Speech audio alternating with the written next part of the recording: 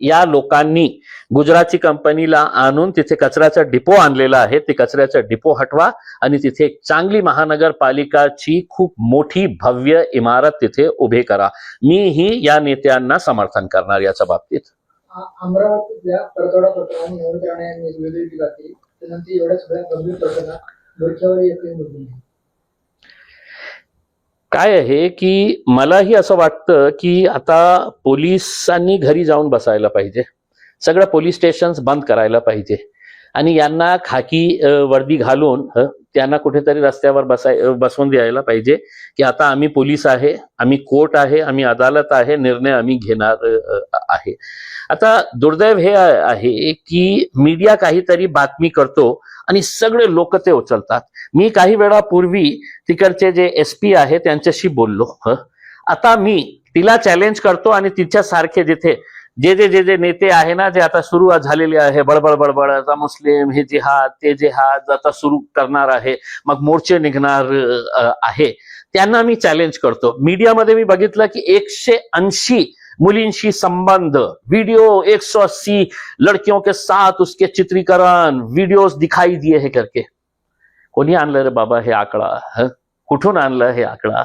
एकदा कमीत कमी जाऊन त्या पोलिसांसमोर बसले असते आणि त्यांना विचारले असते की काय आहे करके.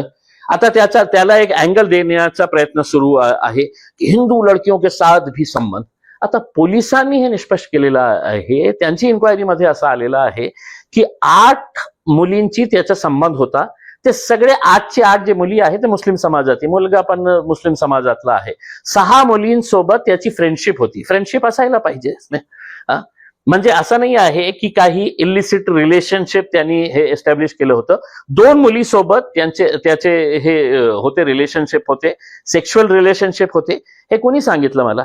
मी काय हे राणाबाईला हे त्यांचं वाक्य ऐकल्यानंतर, किंवा तिथे एक आलूबोंडे आहे, ते आलूबोंडे काहीतरी झाला की ते आलूबोंडे येतात आणि हे असं ते आलूबोंडेला मी हे विचारतो की नाशिकमध्ये खरात जेव्हा आपल्या समाजातली हिंदू बाईंविषयी काय काय करत होता तर त्यावेळे कुठे गप्प बसलेले होते?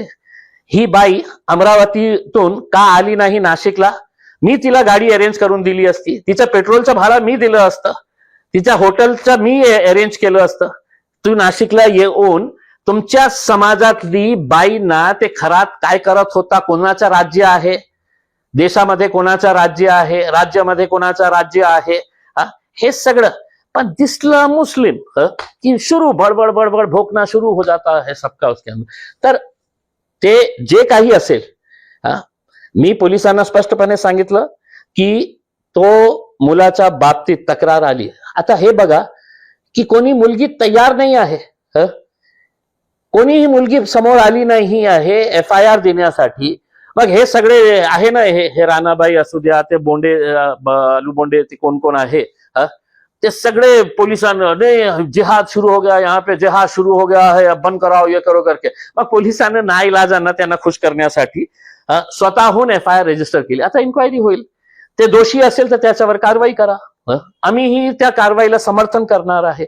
आम्ही कुठल्याही अशा प्रकारच्या कोणी घाणेरड्या कृत्य करत असेल, आम्ही जे हे अरबाज नाव आहे वाटतं मला, अरबाजची आम्ही जेव्हा निंदा करतो तर खरातचीही आम्ही निंदा करतो. दुसरे खूप सारे भोंदू बाबा आपल्या समाजातले आहे त्याचीही आम्ही निंदा करतो. पण तुम्ही हिम्मत दाखवा, तुमच्या समाजातले कोणी अशा प्रकारचे खरात, जे मला सांगण्यात आलेले आहे ते बोंडेचे काही नातेवाईक आहे किंवा राणेचे काही नातेवाईक आहे, ते नाशिकचे जे खरात, ज्यांनी आपल्या समाजातली हिंदू महिलांवर काय काय अत्याचार केले, काय काय त्यांनी जादू टोना केलेला आहे, त्याच्या विरोधात ही बोलण्याची ताकद आपल्यामध्ये स्वतः निर्माण करा पहिले.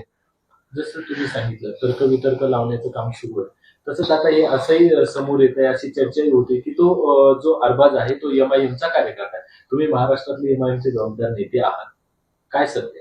जेव्हा मला बातमी आली होती त्याच वेळी मी आमच्या तिकडचे जबाब जे आहे त्यांनी मला पत्र पाठवले की अगोदरच त्यांना पार्टीतून हाकलण्यात आलं होतं, कारण त्या मुलाचा स्वभाव जे आहे बरोबर नाही होता आणि त्याला जी जबाबदारी देण्यात आली होती ते त्यांनी पार पाडली नाहीये. आता मी महाराष्ट्राचा अध्यक्ष आहे, आम्ही वेबसाईटवर आपली मेंबरशिप ड्राईव्ह सुरू करतो.